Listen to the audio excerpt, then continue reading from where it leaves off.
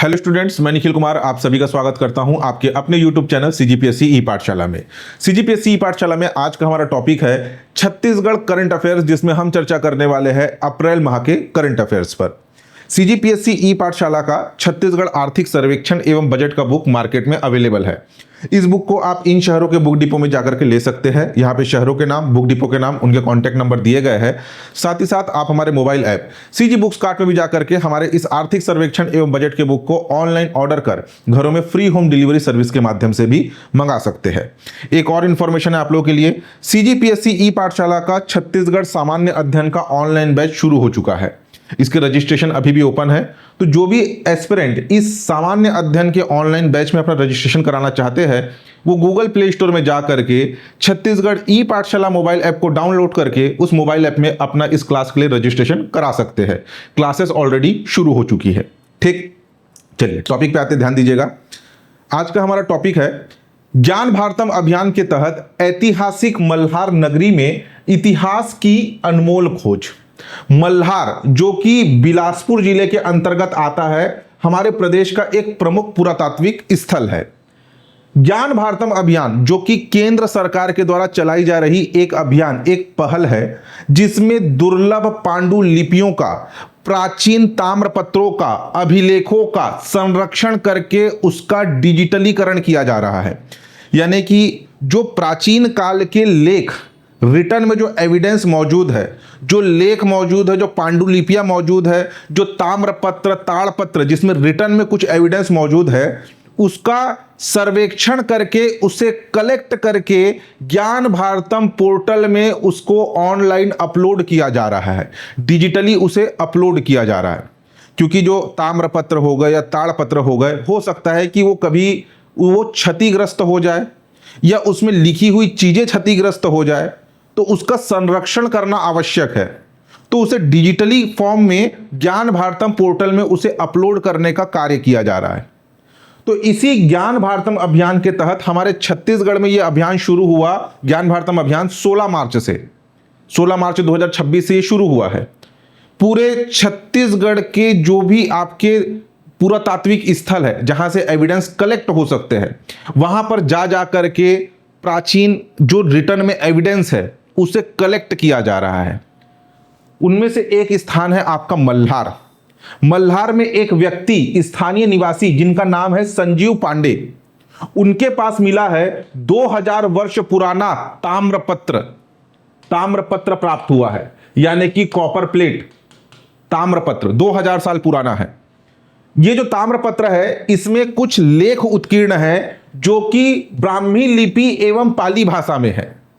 ब्राह्मी लिपि एवं पाली भाषा में लेख उत्कीर्ण है। और इस ताम्रपत्र में जो लेख पाली भाषा और ब्राह्मी लिपि में उत्कीर्ण है, इसकी पुष्टि उज्जैन के पुरातत्ववेत्ता डॉक्टर विष्णु श्रीधर ने इसकी पुष्टि की थी कि जो ताम्रपत्र में जो लेख उत्कीर्ण है वो ब्राह्मी लिपि एवं पाली भाषा में है। यह है वो ताम्रपत्र। ये इसमें क्या होता है, ताम्रपत्र का मतलब कॉपर के पतले पतले प्लेट होते हैं। पुराने समय में राजा को अगर कोई आदेश या कोई प्रशासनिक संदेश उसे लिखाना होता था, जारी करना होता था, तो पतले पतले तांबे के प्लेट के ऊपर अक्षरों को ठोक करके उकेरा जाता था। वही है ये ताम्रपत्र। इसमें अक्षरों को ठोक करके इसमें लिखा गया है। ये ताम्रपत्र, ये ताम्रपत्र आपका पाली भाषा एवं ब्राह्मी लिपि में है। मल्हार से मिला है ये ताम्रपत्र। लगभग 3 से 3.5 किलो वजन का है। अगर इसके ऐतिहासिक संदर्भ की बात करें इस ताम्रपत्र का, तो ये पांडुवंशीय शासक, प्राचीन दक्षिण कौशल के शासक थे, पांडुवंशीय शासक राजा महाशिवगुप्त बालार्जुन, जिनका टाइम पीरियड लगभग 595 से 655 ईस्वी के आसपास था, उनका उल्लेख है इस ताम्रपत्र में। ठीक है, ये ताम्रपत्र किसका है? ये ताम्रपत्र है आपका पांडुवंशीय शासक महाशिवगुप्त बालार्जुन का।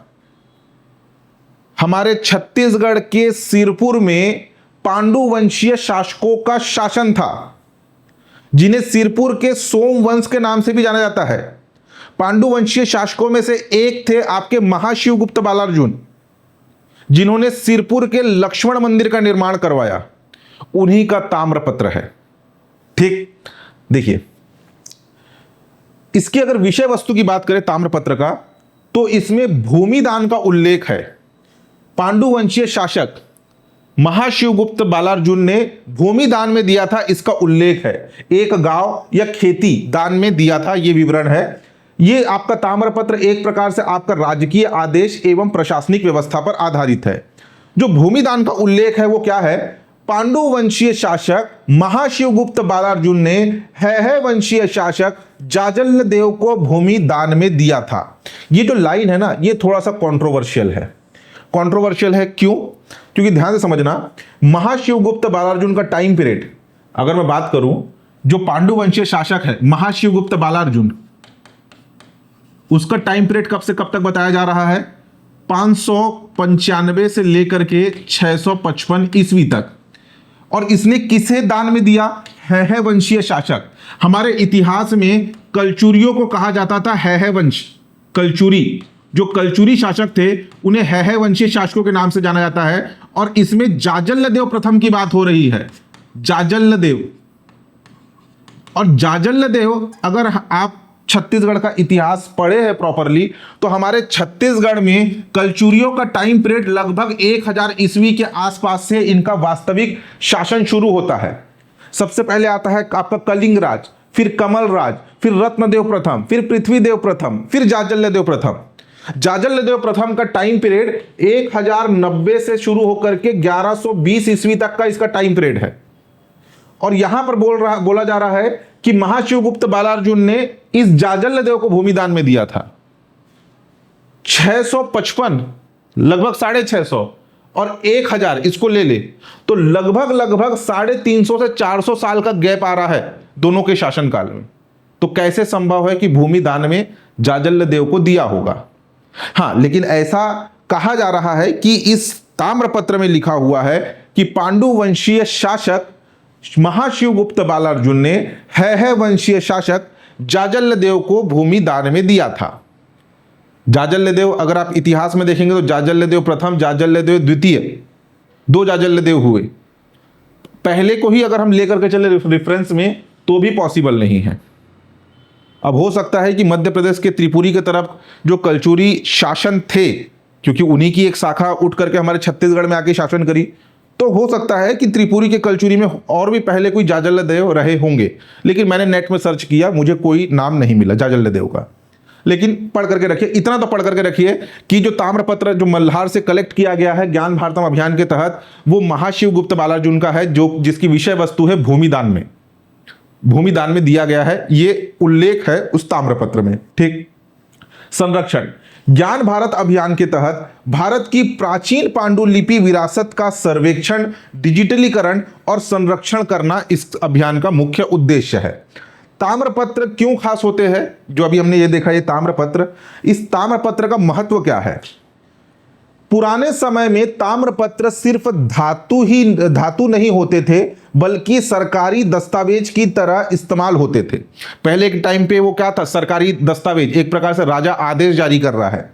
इनमें आमतौर पर जमीनदान, राजाओं के आदेश और धार्मिक संस्थाओं को दी गई मदद का ब्यौरा लिखा जाता था। कई बार इनके जरिए धर्म और शिक्षा से जुड़ी हुई बातें भी दर्ज की जाती थी। ठीक, ये होता था आपका ताम्रपत्र। ये ताम्रपत्र जो कि संजीव पांडे के घर से मिला है ज्ञान भारतम अभियान की टीम को। ठीक, ऐसा नहीं है कि ज्ञान भारतम अभियान में केवल मल्हार से ही आपके दुर्लभ पांडुलिपि या ताम्रपत्र प्राप्त हुए हैं। पूरे के पूरे जो सर्वेक्षण अभियान चल रहा है, ज्ञान भारतम पांडुलिपि सर्वेक्षण अभियान 2026, छत्तीसगढ़ की सांस्कृतिक धरोहर की खोज, 16 मार्च से शुरू हुआ है। ये 16 मार्च 2026 से, और अब तक छत्तीसगढ़ में कुल 7,985 पांडुलिपियों को जो है सर्वेक्षण किया जा चुका है। और इस 7,985 में से 1400 से अधिक पांडुलिपियां तो बस्तर में मिले हैं। ठीक है, बस्तर से प्राप्त हुए हैं। देखिए, अगर कुछ प्रमुख खोजों की हम बात करें तो जगदलपुर में 85 पांडुलिपियां मिली है, जो कि उड़ीसा साहित्य से संबंधित है। बस्तर की सीमा उड़ीसा से लगी हुई है, तो बस्तर की जो आपका जगदलपुर है वहां पे 85 पांडुलिपियां मिली है, जो कि उड़िया साहित्य की है। ग्राम कोलर कांकेर में 12 दुर्लभ ग्रंथ प्राप्त हुए हैं। दामाखेड़ा में 326 वर्ष पुरानी पांडुलिपि प्राप्त हुई है। मल्हार में 2000 वर्ष पुराना ताम्रपत्र प्राप्त हुआ है। सोनहत कोरिया में 1755-56 का भोजपत्र पांडुलिपि प्राप्त हुआ है। अंबिकापुर में 17वीं सदी की पांडुलिपि प्राप्त हुई है। बहुत से पांडुलिपि कलेक्ट किए जा चुके हैं, लेकिन उन सब में सबसे ज्यादा इंपॉर्टेंस रखता है 2000 साल पुराना ताम्रपत्र जो कि मल्हार से प्राप्त हुआ है, महाशिवगुप्त बालार्जुन का। ठीक, पांडुलिपियों में जो ज्ञान किसको प्राथमिकता दिया जा रहा है, ऐसा नहीं कि कोई भी पांडुलिपि जो कि 1947 से पहले का है, भारत की आजादी से जो पहले के पांडुलिपि है, और जिनका विषय वस्तु इतिहास एवं सामाजिक संरचना पर आधारित है, आयुर्वेद, जड़ी बूटी एवं चिकित्सा पर आधारित है, संगीत, नृत्य एवं शिक्षा पर आधारित है, तंत्र मंत्र और ज्योतिष पर आधारित है। इन पांडुलिपियों का जो है आपका कलेक्शन किया जा रहा है। 1947 से पहले की पांडुलिपियों पर फोकस हो रहा है, जिसमें ताड़पत्र, ताड़ मतलब जैसे एक तो तांबे का पत्ता हो गया, पहले क्या था, जो ताड़ का पेड़ होता था ना, ताड़ के पेड़ के तने के छिलके के ऊपर भी लिखा जाता था। यहां पर आपका शायद एविडेंस ये ऐसे टाइप से ताड़ के पत्र के ऊपर। ठीक, जर्जर पांडुलिपियों का संरक्षण एवं पुनर्स्थान, महत्व, सांस्कृतिक पहचान की संरक्षण, प्राचीन ज्ञान का डिजिटलीकरण, रिसर्च एवं शिक्षा के लिए महत्वपूर्ण स्रोत। तो ये था आपका ज्ञान भारतम पांडुलिपियों का सर्वेक्षण अभियान 2026, जिसमें मल्हार में मिला है महाशिवगुप्त बालार्जुन का 2000 साल पुराना ताम्रपत्र। ठीक, नेक्स्ट देखिए, नेक्स्ट है काला हिरण, ब्लैक बक, काला हिरण। अभी ये काला हिरण इस माह काफी चर्चा में रहा। काला हिरण जिसे ब्लैक बक कहा जाता है, प्रधानमंत्री नरेंद्र मोदी जी ने रेडियो कार्यक्रम मन की बात, भारत के जो प्रधानमंत्री है उनके द्वारा चलाया जाता है रेडियो कार्यक्रम मन की बात, जो कि 26 अप्रैल 2026 को इसका 131वां एपिसोड प्रसारित हुआ। और इस अपने मन की बात के 133वें एपिसोड में छत्तीसगढ़ के बारनवापारा वन्य जीव अभ्यारण्य में काले हिरण, ब्लैक बक्स के सफल संरक्षण की विशेष सराहना की। प्रधानमंत्री नरेंद्र मोदी जी का मन का बात रेडियो कार्यक्रम जो कि पूरे भारत भर में प्रसारित होता है, उसमें हमारे छत्तीसगढ़ के बलौदा बाजार का बारनवापारा वन्य जीव अभ्यारण्य, उसका उल्लेख किया उन्होंने अपने मन की बात रेडियो कार्यक्रम में। काले हिरण का संरक्षण होता है आपके बारनवापारा वन्यजीव अभ्यारण्य में।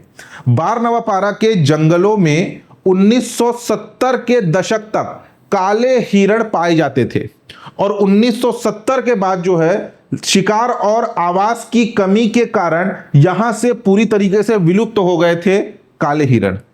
ठीक, बाद में फिर छत्तीसगढ़ वन विभाग की टीम ने 2018-19 में इन्हें वापस लाने का संकल्प लिया, रणनीति बनाई, और अब यहां पर इनकी संख्या लगभग 200 हो चुकी है। 200 संख्या है काले हिरण की, जिसे पीएम मोदी ने खोई हुई विरासत की वापसी बताया। ठीक है, काला हिरण जो कि मुख्यतः राजस्थान वाले क्षेत्र में मिलता है, सलमान खान का फेवरेट एनिमल, जिसने उसके नाक में दम कर रखा है। सलमान खान के ऊपर आज के डेट में जानलेवा हमला होता है गैंगस्टर के द्वारा। वो हमला होने का कारण ये काला हिरण, गैंगस्टर लॉरेंस बिश्नोई, जो कि सलमान खान के ऊपर बार बार गोलीबारी करवा रहा है, उसका कारण है ये काला हिरण। सलमान खान 1998 की बात है, उस टाइम में उसकी फिल्म की शूटिंग चल रही थी हम साथ साथ है जोधपुर में शूटिंग के दौरान अपने खाली टाइम में, फ्री टाइम में, पूरे हम साथ साथ है मूवी की टीम जंगल में निकले थे, और वहां पर बंदूक से सलमान खान ने इस काले हिरण का शिकार कर दिया था। काला हिरण जो कि राजस्थान जोधपुर इलाके में बिश्नोई समाज के लिए काफी इंपॉर्टेंस रखता है। ये काला हिरण काफी पूजनीय है। बिश्नोई समाज की महिलाएं काले हिरण के बच्चे को अपने खुद के बच्चे की तरह पालती है। इस हिरण का पूजा किया जाता है बिश्नोई समाज में। अगर कोई काले हिरण की मां मर गई है और वो काला हिरण अनाथ है, तो बिश्नोई समाज की महिलाएं उस हिरण के बच्चे को खुद का दूध पिला करके पालती है, अपने बच्चे की तरह दूध पिला करके उसको पाल करके बड़ा करती है। और सलमान खान ने जब इसे मारा तब उसे 5 साल की सजा आई थी, फिर बाद में जमानत हो गया। लेकिन बिश्नोई समाज में जो इसी बिश्नोई समाज से आता है गैंगस्टर लॉरेंस बिश्नोई, जो कि सलमान खान को बार बार कह रहा है कि बिश्नोई समाज के पास आकर के माफी मांगे, लेकिन वही मेल ईगो वाली बात, सलमान खान झुकेगा नहीं वाली बात, वो झुकने को तैयार नहीं है। और लॉरेंस बिश्नोई इसी बात को लेकर के बार बार उसके ऊपर शूट आउट करवा रहा है। सलमान खान जहां से पब्लिक के सामने, अपने घर के सामने पब्लिक से मिलता था, वहां पर अब बुलेट प्रूफ कांच लगा दिया गया है। ये सलमान खान ये हिरण जिसने सलमान खान को जेल के पीछे ही पहुंचाया, और आज इसी के कारण फिल्म एक्टर सलमान खान जो कि इतने सिक्योरिटी में घूम रहा है। लॉरेंस बिश्नोई समुदाय का ये पूजनीय जीव है, काला हिरण, ब्लैक बक। और हमारे छत्तीसगढ़ के बार नवापारा वन्य जीव अभ्यारण्य में ये काला हिरण मिलता है। ठीक, देखिए प्रश्न किस प्रकार से पूछा जाएगा।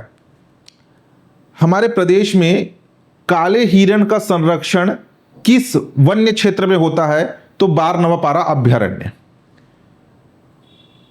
काले हिरण के संरक्षण के लिए छत्तीसगढ़ के बार नवापारा वन्य जीव अभ्यारण्य की सराहना प्रधानमंत्री नरेंद्र मोदी जी के द्वारा रेडियो कार्यक्रम मन की बात के किस एपिसोड में सराहना की गई?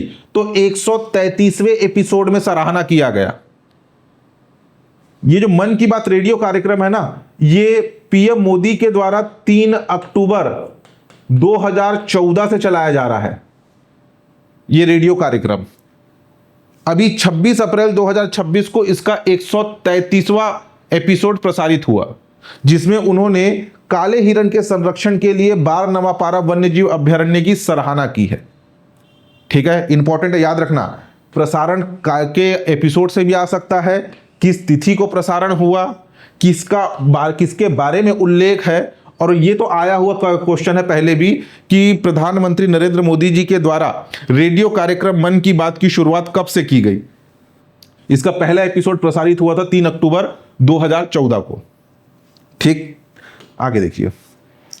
सेवा सेतु पोर्टल मुख्यमंत्री विष्णुदेव साय जी के द्वारा 29 अप्रैल 2026 को सेवा सेतु पोर्टल का शुभारंभ किया गया। इस सेवा सेतु पोर्टल को विकसित किया गया है चिप्स के द्वारा। चिप्स का full form Chhattisgarh infotech promotion society. Chhattisgarh infotech promotion society, ये चिप्स का फुल फॉर्म है। सेवा सेतु पोर्टल जो कि पुराने ई डिस्ट्रिक्ट पोर्टल का आधुनिक रूप है। छत्तीसगढ़ इकोनॉमिक सर्वे में मैंने आपको बताया था, जिसमें चिप्स के द्वारा विकसित जो अलग अलग पोर्टल है उसके बारे में हमने पढ़ा हुआ है इकोनॉमिक सर्वे में। तो ये पहले आपका ई डिस्ट्रिक्ट था, उसका एडवांस वर्जन लाया गया है सेवा सेतु पोर्टल, जिसमें देखिए ये क्या है, ये एक प्रकार से एकल पोर्टल है, सिंगल प्लेटफॉर्म है, जिसमें छत्तीसगढ़ के 20 से अधिक विभाग जैसे कि कृषि विभाग, मत्स्य विभाग, उद्योग विभाग, राजस्व विभाग, रोजगार विभाग, अलग अलग 20 से अधिक विभागों की 441 सेवाएं एक ही जगह एक ही प्लेटफॉर्म पे लाया गया है। ठीक है, व्हाट्सएप इंटीग्रेशन, आवेदन प्लस डिजिटल प्रमाण पत्र, एआई आधारित सिस्टम से आवेदन की प्रक्रिया, यानी कि हर चीज ऑनलाइन हो गया, चाहे ऑनलाइन आवेदन हो या डिजिटल प्रमाण पत्र हो। ठीक, बहुभाषी सुविधा, इसमें इस सेवा सेतु पोर्टल में 22 भाषाएं उपलब्ध है भाषिनी के जरिए। भाषिनी जो एक छोटा सा एआई मॉडल बनाया गया है, प्लेटफॉर्म के नीचे साइड में वो ब्लिंक करता रहता है, जिसका नाम है भाषिनी, जिसके जरिए 22 भाषाओं में उपलब्ध है इसकी सेवाएं सेवा सेतु पोर्टल की। प्रमुख सेवा, आय प्रमाण पत्र, निवास प्रमाण पत्र, जाति प्रमाण पत्र, विवाह पंजीकरण, राशन कार्ड, व्यापार लाइसेंस आदि इसके माध्यम से उपलब्ध कराए जाते हैं। तकनीक एवं पारदर्शिता, आधार आधारित, यानी कि जो आपका आधार कार्ड है, आधार आधारित ई केवाईसी, डिजी लॉकर, ई प्रमाण इंटीग्रेशन, ये सभी इसमें उपलब्ध है। रियल टाइम ट्रैकिंग, एसएमएस एवं व्हाट्सएप के जरिए स्टेटस अपडेट, यानी कि आपने एप्लीकेशन आवेदन में लगाया तो वो किस प्रोसेसिंग में है, कब तक आपको उपलब्ध हो जाएगा, कब, तो वो सारा जो है आपका रियल टाइम में ट्रैकिंग कर सकते हैं। ठीक, जवाबदेही, लोक सेवा गारंटी अधिनियम 2011 के तहत और विशेष की अगर हम बात करें तो राज्य भर में 1500 से अधिक कॉमन सर्विस सेंटर CSC और 1000 से अधिक चॉइस सेंटर सक्रिय है, जहां से नागरिक आसानी से इन डिजिटल सेवाओं के लाभ ले सकते हैं। ठीक, यह है आपका सेवा सेतु, जिसका लोकार्पण 29 अप्रैल 2026 को किया गया। सरल, सहज, पारदर्शी सेवाएं। ठीक, आगे देखिए, छत्तीसगढ़ में दुर्लभ छिपकली की खोज। ये है वो दुर्लभ छिपकली। छत्तीसगढ़ में एक दुर्लभ छिपकली की खोज हुई है जिसका नाम है पेंटेड लेपर्ड गेक्को। अप्रैल 2026 में इस छिपकली की खोज हुई। कहां पर? छत्तीसगढ़ के बस्तर जिले के डिलमिली रेलवे स्टेशन में यह छिपकली देखा गया। किस प्रजाति का है? Painted leopard gecko. ठीक, अगर इसका हम स्वभाव की बात करें तो निशाचर है, रात में सक्रिय रहता है, रात में निकलता है ये आपका छिपकली। खोज स्टेशन में देखा गया। स्टेशन मास्टर की सतर्कता से इसकी पहचान हुई। स्टेशन मास्टर ने वन विभाग की टीम को बताया कि यहां पर एक छिपकली जो अपने आप में विशिष्ट है, हो सकता है दुर्लभ प्रजाति का हो। संरक्षण, वन विभाग के द्वारा सुरक्षित जंगल में छोड़ा गया। महत्व, पहली बार छत्तीसगढ़ में रिकॉर्ड हुआ है।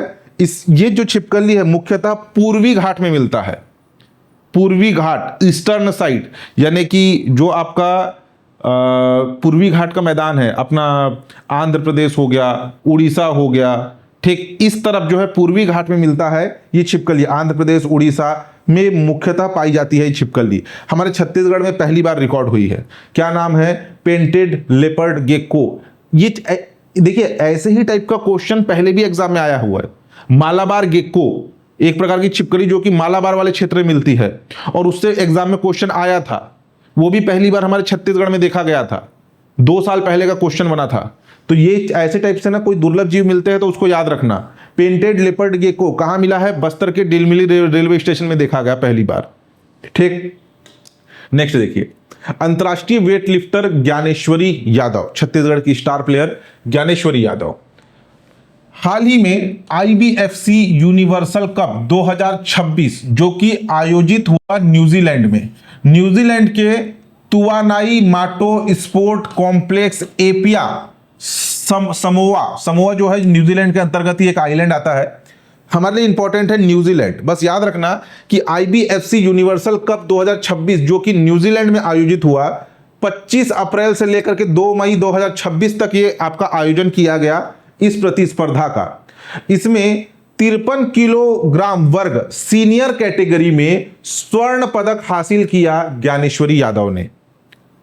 ठीक, ज्ञानेश्वरी यादव ने स्नेच में 87 किलोग्राम, क्लीन एंड जर्क में 107 किलोग्राम उठाकर कुल 194 किलोग्राम वजन उठाया और अपने ग्रुप में प्रथम स्थान हासिल किया।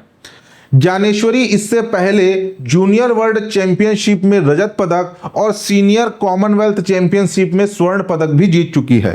वर्तमान में छत्तीसगढ़ शासन ने उन्हें उनकी खेल उपलब्धियों के लिए गुंडाधुर पुरस्कार से सम्मानित भी किया है। अभी जो 2025 में जो राज्य अलंकरण पुरस्कार प्रदान किए गए उसमें गुंडाधुर पुरस्कार से भी इन्हें सम्मानित किया गया है। अभी ASI के पद पर कार्यरत है ज्ञानेश्वरी यादव जो कि राजनांदगांव जिले की निवासी है। राजनांदगांव, ठीक है, खिलाड़ियों के निवास स्थान से भी क्वेश्चन पूछा जाता है। तो कौन सी प्रतिस्पर्धा में इन्होंने पदक जीता? IBFC यूनिवर्सल कप 2026 जो कि जो है आपका समोआ न्यूजीलैंड में आयोजित हुआ था। ठीक, नेक्स्ट देखिए, Gondwana cup. Gondwana cup tournament ये क्या है? पहला चीज तो ये कि गोंडवाना कप किस खेल से संबंधित है? बैडमिंटन, टेनिस, क्रिकेट, फुटबॉल, ऐसा बेसिक क्वेश्चन बन सकता है। तो गोंडवाना कप जो है ये एक टेनिस टूर्नामेंट है। टेनिस टूर्नामेंट जो कि 5 अप्रैल से 10 अप्रैल 2026 तक आयोजित हुआ। Chhattisgarh state tennis association CSTA के द्वारा इसे आयोजित किया गया था। इसका आयोजन रायपुर के जोरा में स्थित इंटरनेशनल टेनिस एकेडमी में इसका आयोजन हुआ। पूरे भारत भर से 20 राज्यों के 120 से अधिक खिलाड़ी ने जो है इस आपके प्रतिस्पर्धा में शामिल हुए थे। अगर पुरस्कार की बात करें तो पुरुष एकल विजेता रहा आपका कौन? नैसिक रेड्डी गनागामा जो कि तेलंगाना के थे, और महिला एकल विजेता रही आयुषी तनवार जो कि राजस्थान की है। तो जितने भी चीजें येलो कलर में लिखा है उसे आपको याद रखना है। अगर इस कप की शुरुआत की बात करें तो इस टूर्नामेंट की शुरुआत 1937-38 में ब्रिटिश काल के दौरान हुई थी। गोंडवाना कप, गोंडवाना राजवंश का शासन हुआ करता था छत्तीसगढ़ वाले क्षेत्र में। छत्तीसगढ़ वाला जो क्षेत्र है वो गोंडवाना लैंड कहलाता है। तो या इस कप का नाम उसी के नाम पर रखा गया है, गोंडवाना कप। छत्तीसगढ़ के द्वारा ही आयोजित किया जाता है ये टूर्नामेंट का, टेनिस टूर्नामेंट।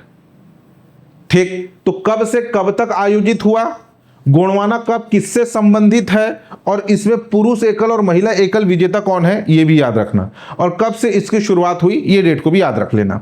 ठीक, जशपुर जिले का जश प्योर ब्रांड, अब ये क्या है, हाल ही में चर्चा में रहा जशपुर जिले का जश प्योर ब्रांड, जो कि स्थानीय एवं प्राकृतिक उत्पादों को बढ़ावा देता है। यह जश प्योर ब्रांड चर्चा में क्यों रहा, इसे एक जिला एक उत्पाद, ठीक है, वन डिस्ट्रिक्ट वन प्रोडक्ट योजना में इसे शामिल किया गया है। जश प्योर ब्रांड को स्थानीय पारंपरिक उत्पाद को पहचान दिलाना और उत्पादों को बाजार, राष्ट्रीय एवं अंतर्राष्ट्रीय बाजार में बाजार तक इसको पहुंचाना, इसका मुख्य उद्देश्य है जश प्योर ब्रांड का।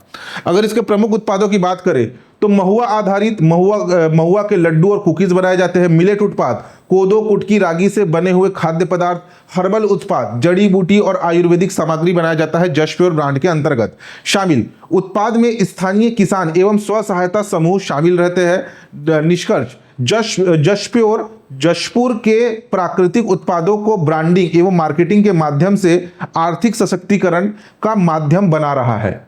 यह है आपका जश प्योर ब्रांड का logo, tribal touch, pure perfection, nature's best, unwild, ये इसका टैगलाइन है। टैगलाइन से क्वेश्चन पूछे जाने की संभावना थोड़ी बहुत रहती है, हाँ, लेकिन अभी जो है इस साल कुछ ज्यादा ही चर्चा में जश प्योर ब्रांड, थोड़ा सा याद रखना इसके बारे में। ठीक, नियत नीलानार योजना 2.0, पिछले साल ही सरकार ने जो है नियत नीलानार योजना की शुरुआत की थी। अभी उसका दूसरा वर्जन लाया गया है, नियत नीलानार योजना 2.0। इसकी घोषणा की गई 13 अप्रैल 2026 को।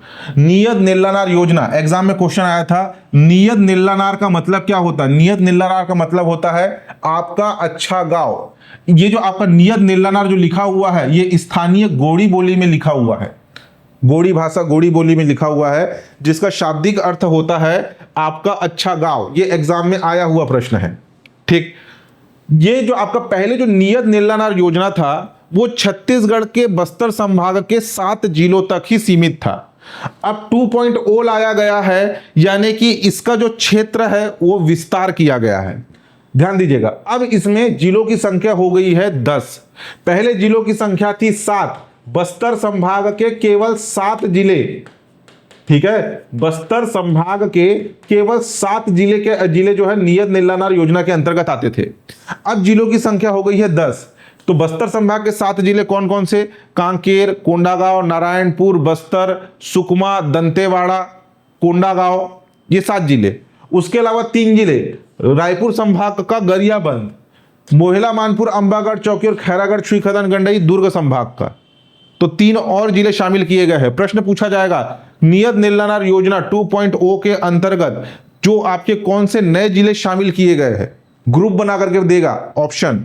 तो कौन कौन से है? गरियाबंद, मोहिला, मानपुर, अंबागढ़ चौकी और खैरागढ़, छुईखदान, गंडई। ठीक, उद्देश्य पिछड़े नक्सल प्रभावित क्षेत्रों में तेजी से विकास करना इसका मुख्य उद्देश्य है। योजना मूल उद्देश्य NCAER सर्वे में नियत नीलानार के अंतर्गत 31 जन कल्याणकारी योजनाओं से वंचित पाए गए परिवारों को 100% लाभ सुनिश्चित करना इसका ये आपकी नियत नीलानार योजना का मुख्य उद्देश्य है। शामिल इस अभियान के तहत पुलिस सुरक्षा कैंप 10 किलोमीटर की परिधि वाले गांव को शामिल किया गया है। जो पहले आपका नियत नीलानार था उसकी शुरुआत हुई थी 5 किलोमीटर रेडियस के साथ, ठीक है, जो आपका 5 किलोमीटर की जो परिधि बनती थी, 5 किलोमीटर आपके रेडियस में जो भी आपका परिधि बनेगा, जैसे मान लीजिए यहाँ पे पुलिस ने सुरक्षा कैंप बनाया, ठीक है, सुरक्षा कैंप बनाया। तो पुलिस सुरक्षा कैंप में 5 किलोमीटर के दायरे में जो जितने भी गांव आएंगे इस क्षेत्र के अंतर्गत, वो आपके नियत नीलानार योजना के लिए लाभान्वित होंगे। ठीक, अब इसकी सीमा बढ़ा दी गई है 10 किलोमीटर। वो तो 2.0 से पहले ही घोषणा कर दिया गया था कि 10 किलोमीटर इसका दायरा बढ़ाया गया है करके। 13 अप्रैल को इस नियत नीलानार योजना 2.0 के साथ एक और घोषणा किया गया, ये भी इंपॉर्टेंट है, ध्यान देना, हाईलाइट में है ये भी काफी। उसका नाम है बस्तर मुन्ने अभियान। बस्तर मुन्ने अभियान ये है क्या? बस्तर मुन्ने, जिसका गोंडी में शाब्दिक अर्थ होता है अग्रणी बस्तर। किसमें है? गोंडी में लिखा हुआ है। और बस्तर मुन्ने का मतलब क्या होता है? अग्रणी बस्तर। नियत नीलानार का शाब्दिक अर्थ से क्वेश्चन आया है, बस्तर मुन्ने से भी आ सकता है। ठीक, बस्तर मुन्ने अभियान के तहत सभी गांव में मूलभूत सुविधाओं को प्राथमिकता के साथ उपलब्ध कराया जाएगा। ग्रामीणों की मांग पर प्राथमिकता के साथ मूलभूत सुविधाओं जैसे बिजली, पानी, सड़क, अस्पताल, मोबाइल टावर जैसे 8 से 10 अधोसंरचना को प्राथमिकता दी जाएगी, जिसको ग्राम सभा के माध्यम से यह तय किया जाएगा कि गांव के विकास के लिए पहले 3 महत्वपूर्ण कार्यों के लिए प्रस्ताव पारित होगा, जिसे निर्धारित समय में पूर्ण किया जाएगा।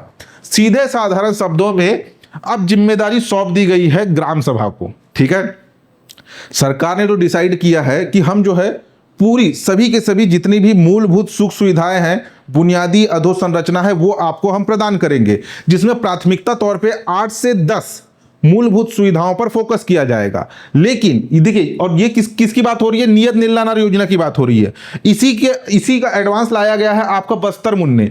बस्तर मुन्ने में सरकार ने बोल दिया है कि हम 8 से 10 प्राथमिकता वाले क्षेत्र में आपके लिए कार्य करेंगे, और उस 8 से 10 प्राथमिकता वाले जो क्षेत्र है उसमें से ग्राम सभा पहले डिसाइड करेगी कौन से 3 क्षेत्र में सबसे पहले उन्हें कार्य चाहिए। अगर उनको बिजली चाहिए, पानी चाहिए, मोबाइल टावर चाहिए, पहले 3 प्राथमिकता बताएंगे अपना ग्राम पंचायत या आपके ग्राम सभा, और सबसे पहले निर्धारित समय में उन 3 पर कार्य किया जाएगा। ऐसा नहीं कि इन 3 के अलावा बाकी बुनियादी सुविधाएं नहीं मिलेगी। सबसे ज्यादा जो जरूरत की चीजें हैं वो गांव वालों को पता है। ग्राम सभा की बैठक होगी, निर्धारित होगा कि हम ये 3 प्राथमिकता वाली चीजें पहले चाहिए, उसको पारित किया जाएगा, पारित करके सरकार को बताया जाएगा और सरकार उसे निर्धारित समय में पूरा करेगी। ठीक है, पहले जो सरकार योजनाएं चला रही है उसमें कंपल्शन नहीं है कि सरकार कितने टाइम पीरियड पे उनको कार्य पूरा करके देगी, उनको बुनियादी सुविधाएं उपलब्ध कराएगी। अब ग्राम सभा पारित करेगी प्राथमिकता 3 कौन सी उनको सुविधाएं चाहिए, जिस पर सरकार कार्य करेगी और निर्धारित समय पे उसको पूरा करेगी। बस्तर मुन्ने अभियान घोषणा किया गया 13 अप्रैल 2026 को। ठीक, नेक्स्ट देखिए, PAI 2.0 panchayat advancement index 2.0 panchayat विकास सूचकांक में छत्तीसगढ़ का उत्कृष्ट प्रदर्शन।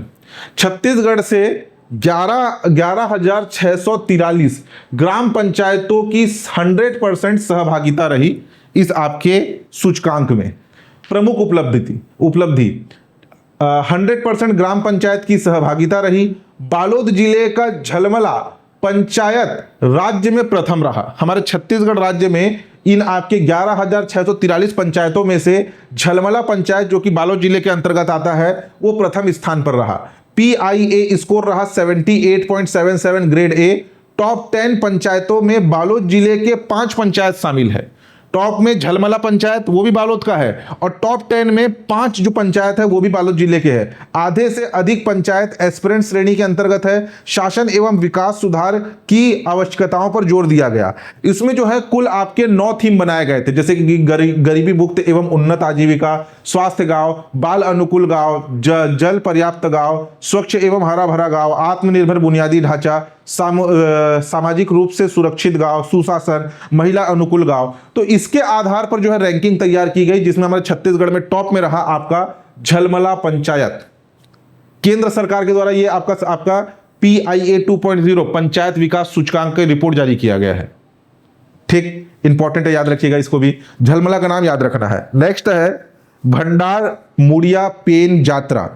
भंडार मुड़िया पेन यात्रा जो कि नारायणपुर जिले के नाऊ मुंजमेटा में इस भंडार मुड़िया पेन यात्रा का आयोजन हुआ। ये आपका जो यात्रा है ये 10 साल में एक बार इसका आयोजन होता है।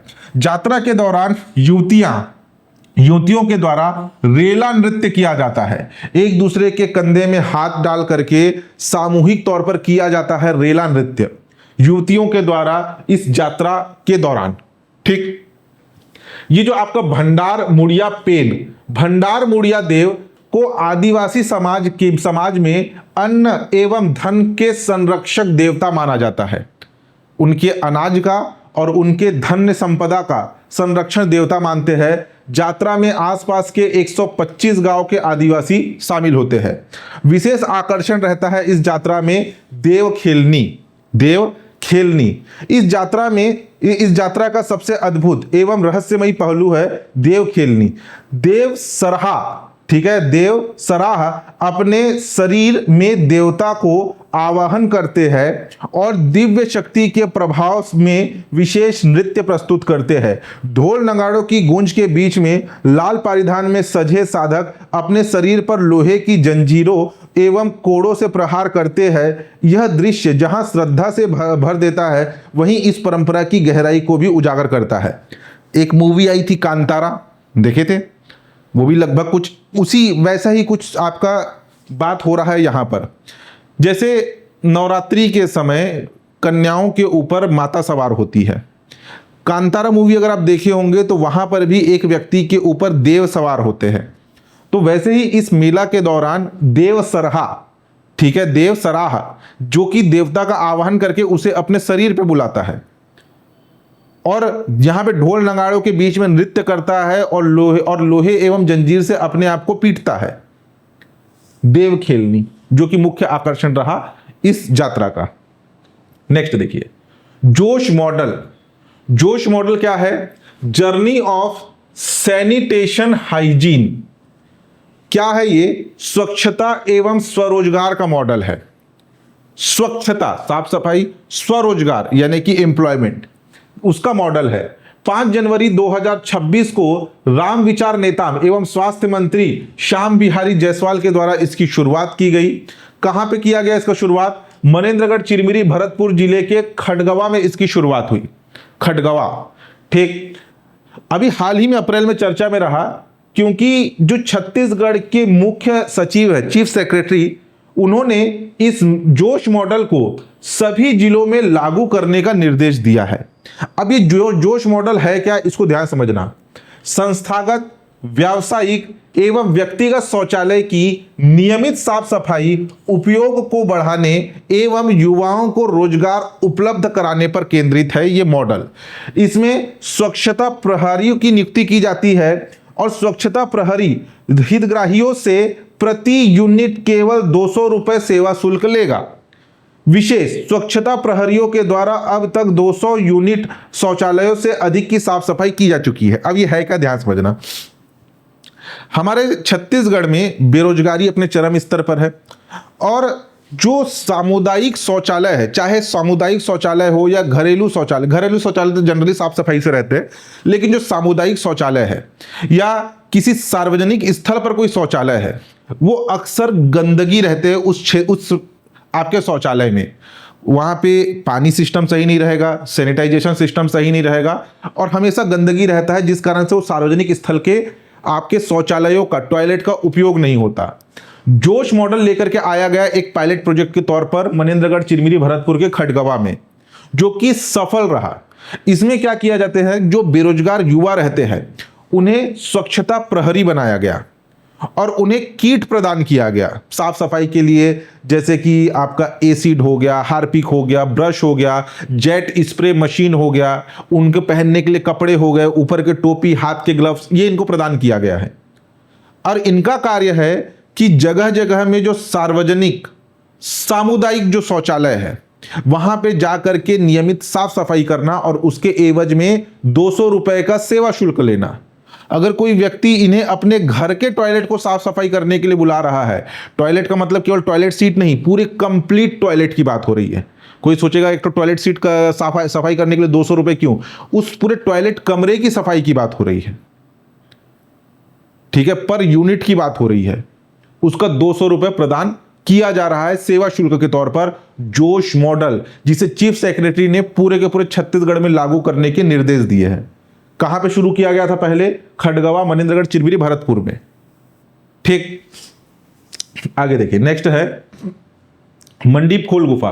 मंडीप खोल गुफा जो कि खैरागढ़ छुईखदन गंडई जिले के छुई खदान के अंतर्गत आता है, ये मंडीप खोल गुफा। मंडीप खोल गुफा जो कि बैसाख माह के अक्षय तृतीया, बैसाख शुक्ल पक्ष तृतीया को मनाया जाता है अक्षय तृतीया। अक्षय तृतीया के बाद पहले सोमवार को एक बार ये गुफा का द्वार खोला जाता है। साल में एक बार, एक दिन के लिए गुफा का द्वार खोला जाता है। इस गुफा में मौजूद है शिवलिंग, ठीक है, मुख्य देवता है भगवान शिव, शिवलिंग मौजूद है। इस आपके मंडीप खोल गुफा में जो शिवलिंग है वो ठाकुर टोला राज परिवार के कुल देवता है। तो साल में एक बार अक्षय तृतीया के दिन ठाकुर टोला राज परिवार से अनुमति लेकर के गुफा का द्वार खोला जाता है। पहले ठाकुर टोला राज परिवार के लोग पूजा अर्चना करते हैं, फिर आम जनता के दर्शन के लिए ये गुफा पूरे एक दिन के लिए खुला रहता है, पूरे दिन भरे के लिए, और साल में एक बार एक ही दिन के लिए खुलेगा। पूजन, श्वेत गंगा गुफानुमा कुंड में नहाने के बाद गुफा में प्रवेश कर शिवलिंग की पूजा की जाती है। इस गुफा के अंदर एक आपका गुफानुमा कुंड है, जल का जो है एक छोटा सा कुंड बना हुआ है, जिसमें स्नान करके आगे जाकर के शिवलिंग की पूजा करनी होती है। इस गुफा तक पहुंचने के लिए एक ही नदी को 16 बार पार करना होता है, ठीक है। इस गुफा तक पहुंचने के लिए एक ही नदी को, जिसका नाम है श्वेत गंगा नदी, उसे 16 बार पार करना होता है। मंडीप खोल गुफा, ठीक, एग्जाम में इससे क्वेश्चन आया था। नेक्स्ट देखिए, छत्तीसगढ़ धर्म स्वातंत्र्य संशोधन विधेयक 2026। ये जो आपका विधेयक है अब ये कानून बन चुका है, प्रभावी हो चुका है। राज्यपाल रमेन डेक्का ने 7 अप्रैल 2026 को इस पर मंजूरी दे दी है और ये विधेयक अब कानून बन चुका है और प्रभावी हो गया है 7 अप्रैल 2026 से। इस विधेयक को प्रस्तुत किया गया था 19 मार्च 2026 को उप मुख्यमंत्री विजय शर्मा जी के द्वारा छत्तीसगढ़ विधानसभा में प्रस्तुत किया गया था। विधानसभा से पारित होने के पश्चात 7 अप्रैल 2026 को यह लागू हो गया है राज्यपाल के हस्ताक्षर के बाद। क्या है ये जो आपका नया विधेयक है, छत्तीसगढ़ धर्म स्वातंत्र्य विधेयक, ये जो पुराना अधिनियम था जो कि छत्तीसगढ़ धर्म स्वातंत्र्य कानून 1968, इस पुराने अधिनियम की जगह लेगा ये नया आपका अधिनियम या कानून। उद्देश्य, इसका उद्देश्य क्या, इस अधिनियम का जबरन या अवैध धर्मांतरण को रोकना एवं धार्मिक स्वतंत्रता की रक्षा करना इसका मुख्य उद्देश्य है। जैसे कि अगर कोई व्यक्ति स्वेच्छा से अपना धर्म परिवर्तन करता है वो ठीक है, लेकिन किसी को जबरन से पैसे का लालच दे करके या कुछ गलत जानकारी दे करके या किसी अन्य प्रलोभन के माध्यम से या जोर जबरदस्ती करके किसी अन्य धर्म में परिवर्तन किया जाता है तो वो अपराध माना जाता है, ठीक है। पहले भी ये आपका विधेयक, ये अधिनियम, ये कानून हमारे छत्तीसगढ़ में था, लेकिन उसका उतना कड़ाई से पालन नहीं होता था। अब इसमें कुछ संशोधन के साथ इसे नए स्वरूप में जारी किया गया है। देखिए, अवैध धर्मांतरण बल के माध्यम से, लालच दे करके, धोखा के माध्यम से अगर कोई किसी व्यक्ति का धर्मांतरण कराता है तो उसे 7 से 10 साल तक की सजा और 5 लाख रुपए तक का न्यूनतम जुर्माना होगा। असुरक्षित वर्ग, अगर किसी महिला को, ये तो नॉर्मल लोग हो गए, और असुरक्षित वर्ग जैसे किसी महिला, कोई नाबालिग या ST SC OBC वर्ग को अगर करवाते हैं धर्मांतरण तो उसमें 10 से 20 साल की सजा और 5 लाख रुपए तक का जुर्माना है। सामूहिक धर्मांतरण, एक बड़े हॉल में एक सेमिनार लगा करके 50-60 लोगों का एक साथ धर्मांतरण करा रहे हैं तो उस कंडीशन में 10 साल से आजीवन कारावास, 10 साल की सजा या आजीवन कारावास भी हो सकता है और 25 लाख रुपए तक का न्यूनतम जुर्माना है।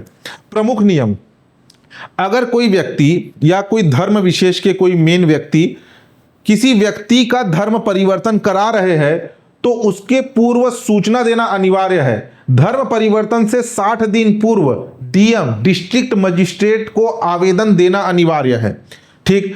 धार्मिक आयोजन की जिम्मेदारी, अगर कोई धर्मांतरण से संबंधित कोई धार्मिक आयोजन करा रहे हैं तो धार्मिक आयोजक की जिम्मेदारी होगी। धार्मिक आयोजक जैसे हिंदू में पुजारी, आपकी क्रिश्चियन में पादरी, मुस्लिम में आपके मौलवी को भी पूर्व सूचना देना अनिवार्य होगा। विवाह एवं डिजिटल माध्यम, विवाह के जरिए या ऑनलाइन डिजिटल माध्यम से धर्मांतरण भी कानून के दायरे में आएगा। यानी कि जैसे कोई एक धर्म की लड़की या एक धर्म का लड़का किसी दूसरे धर्म से विवाह कर रहे हैं तो उसमें भी, जैसे मान लीजिए हिंदू लड़का है, मुस्लिम लड़की है, उसने हिंदू लड़के से शादी किया तो उसका धर्म परिवर्तन होगा तो वो भी इस कानून के दायरे में आएगा। ठीक है। या मुस्लिम लड़का हिंदू लड़की, उसने विवाह किया तो हिंदू लड़की मुसलमान बन गई तो वो भी इसके दायरे में आएगा। ठीक। विवाह के जरिए या ऑनलाइन डिजिटल माध्यम से धर्मांतरण भी कानून के दायरे में आएगा। घर वापसी, अब घर वापसी का मतलब ध्यान देना, पैतृक धर्म में लौटना धर्मांतरण नहीं माना जाएगा। यानी कि अगर कोई एक व्यक्ति जिसका जन्म हिंदू धर्म में हुआ था, ठीक है, और उसने कुछ समय पश्चात इसी व्यक्ति ने अपना लिया क्या, क्रिश्चियन धर्म अपना लिया, ईसाई धर्म अपना लिया, और उसने जो है 5-6 साल बाद वापस अपने धर्म में आएगा तो ये धर्मांतरण नहीं माना जाएगा। घर वापसी की बात हो रही है। ठीक है। पैतृक धर्म में लौटना धर्मांतरण नहीं कहलाएगा। पहले वो हिंदू था, अब ये कानून के बनने से पहले हो सकता है कि वो हिंदू से क्रिश्चियन बन गया। हमारे छत्तीसगढ़ में जो आपके बस्तर वाला एरिया है और जो सरगुजा संभाग वाला एरिया है, वहां सर्वाधिक धर्मांतरण होते हैं। वहां अपने धर्म को छोड़ करके मैक्सिमम लोग क्रिश्चियन कम्युनिटी में जा रहे हैं।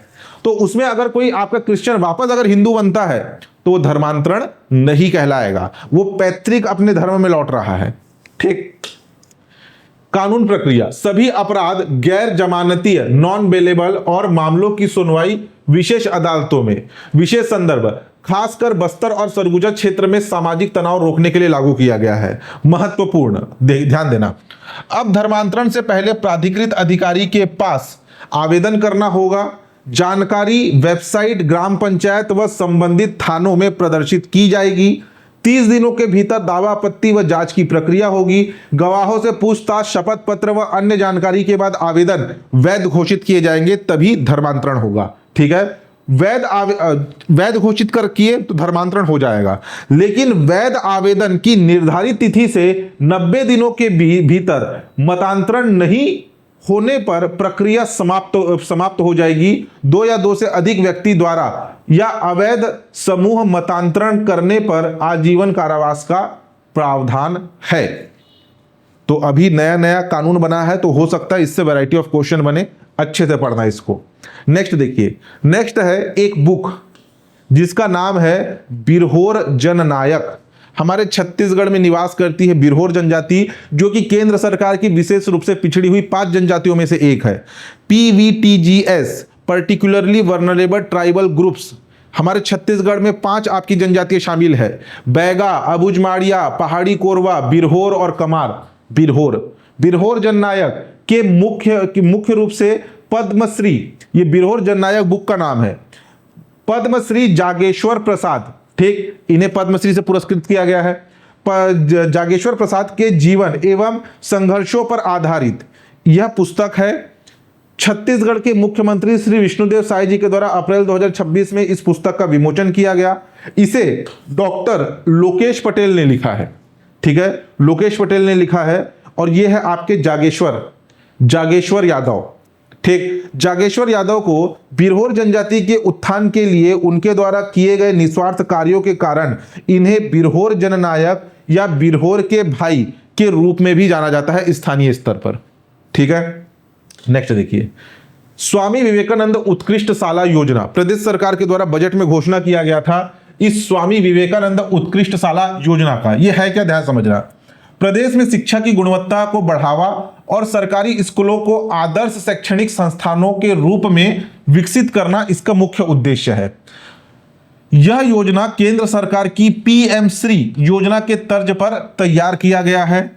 योजना के प्रत्येक चरण में राज्य के विभिन्न ब्लॉकों में 150 उत्कृष्ट विद्यालय स्थापित किए जाएंगे। इसके लिए छत्तीसगढ़ बजट 2026-27 में 100 करोड़ रुपए का प्रावधान किया गया था। हमारे प्रदेश में वर्तमान में ध्यान देना, राज्य में पहले से ही 751 आत्मानंद स्कूल संचालित है, जिसमें से 403 अंग्रेजी माध्यम और 348 हिंदी माध्यम की स्कूल है।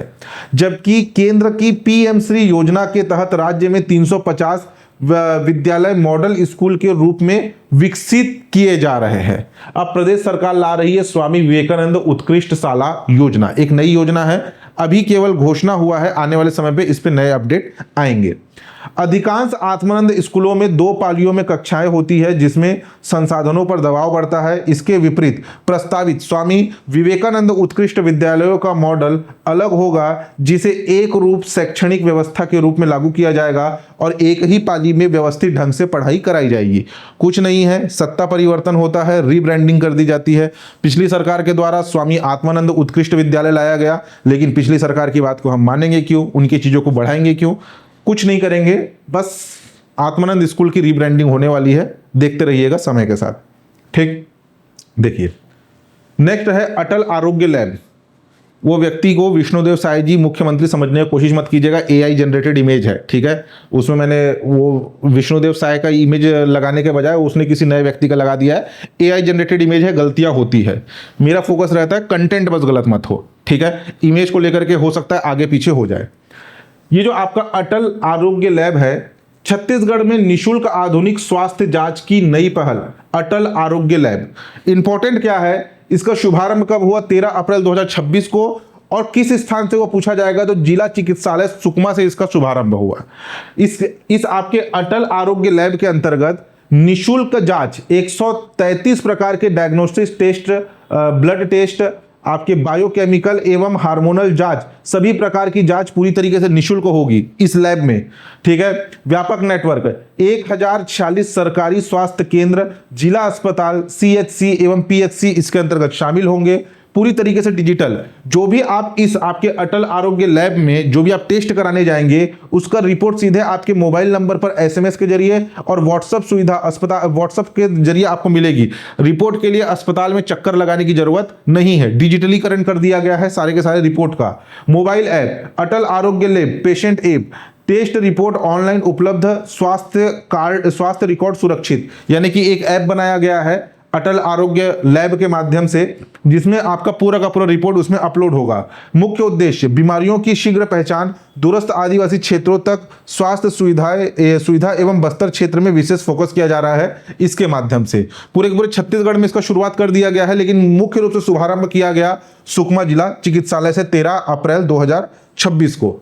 नेक्स्ट देखिए, मुख्यमंत्री स्वस्थ बस्तर अभियान 13 अप्रैल 2026 को सुकमा जिले से मुख्यमंत्री विष्णुदेव साय जी के द्वारा इस मुख्यमंत्री स्वस्थ बस्तर अभियान की शुरुआत की गई। यह अभियान 13 अप्रैल 2026 से 12 मई 2026 तक चलेगा, ठीक है।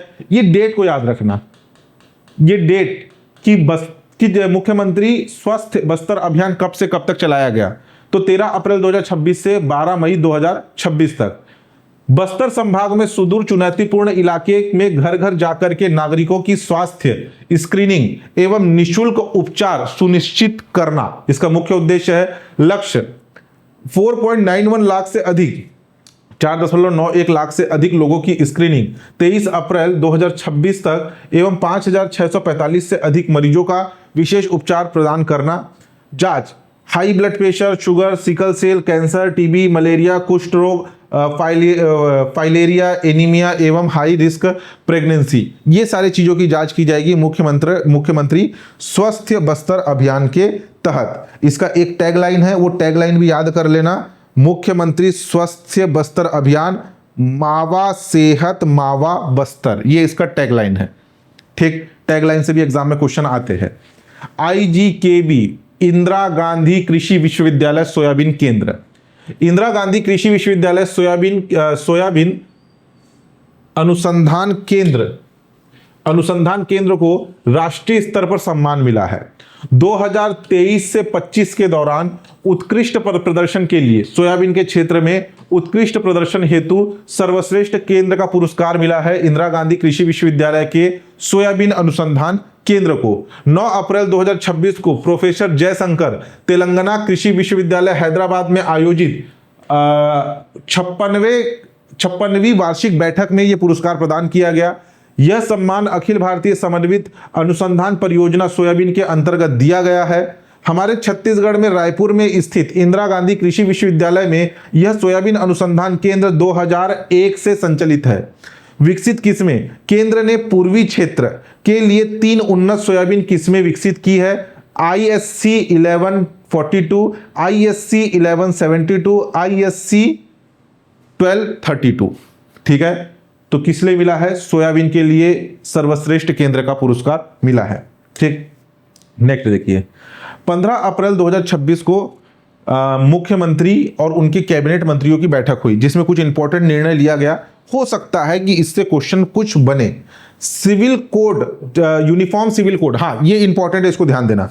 Uniform civil code, uniform civil code यानी कि समान नागरिक संहिता, समान नागरिक संहिता, यूनिफॉर्म सिविल कोड यानी कि आप इसको समझ सकते हैं पूरे के पूरे राज्य में एक समान कानून होगा। एक समान कानून का मतलब अगर साधारण शब्दों में बताऊं, अगर शादी से ही हम लेकर के चले तो हिंदू धर्म में एक शादी का प्रावधान है, एक पत्नी के जीवित रहते हुए दूसरी पत्नी नहीं, मतलब दूसरी शादी अवैध मानी जाएगी जब तक पहली पत्नी से तलाक ना हो।